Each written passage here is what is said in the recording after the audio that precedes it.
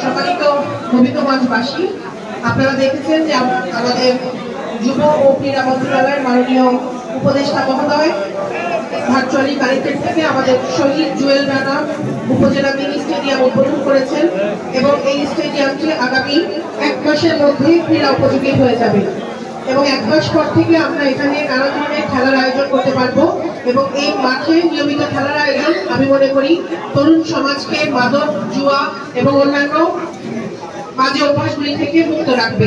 তার পাশাপাশি এটি হতে পারে শরীর চর্চার দিনের একটি আদর্শ উত্তম স্থান। আপনাদের এই মাঠ রক্ষণাবেক্ষণের দায়িত্ব আমাদের সকলের। আমরা সকলে মিলে এই মাঠ রক্ষণাবেক্ষণ করব এবং এই মাঠে কোনো ধরনের ক্রীড়া ব্যতীত অন্য কোনো ধরনের যেন আয়োজন না হয় সেই বিষয়ে খেয়াল রাখার জন্য আমি সকলের সহযোগিতা কামনা করছি।